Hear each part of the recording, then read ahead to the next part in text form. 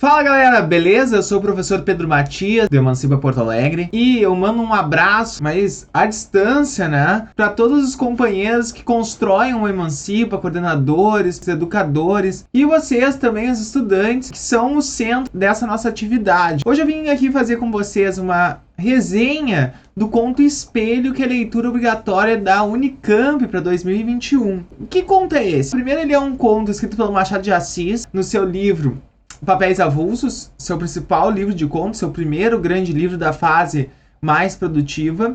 E esse conto, Espelho, vai contar a história do Jacobina.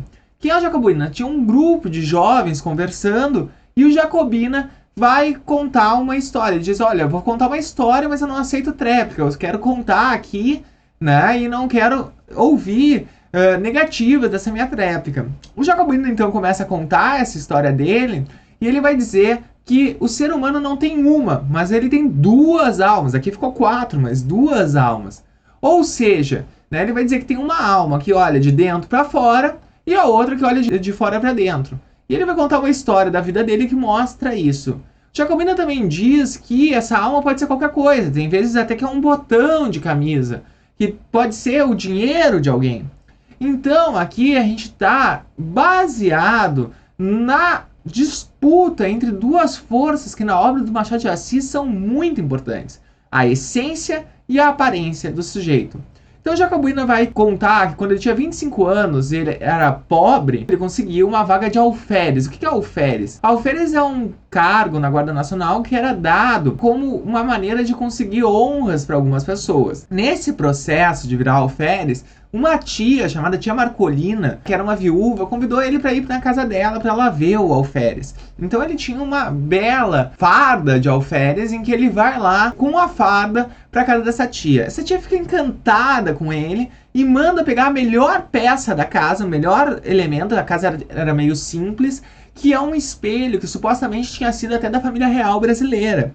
E essa espelho é colocada no quarto do alferes, que ela nem chama mais de Joãozinho, que era o nome do Jacobina, né? Ela chama de Senhor Alferes, né? Então todo mundo na fazenda, os escravos, todo mundo tem que chamar ele de Senhor Alferes. Ela retém ele por 1 mês lá na fazenda. No entanto, essa mulher tem uma filha, uma de suas filhas, ela fica doente, essa mulher tem que ir e deixa o Alferes cuidando da fazenda enquanto ela está indo lá cuidar da sua filha.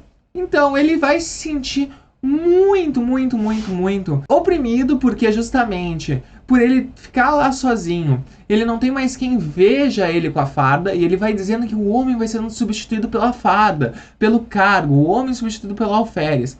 E ele diz, só tem esses escravos que não entendem o valor dessa farda. Na manhã seguinte, os escravos fogem e ele se vê sozinho. E esse cara começa a definhar.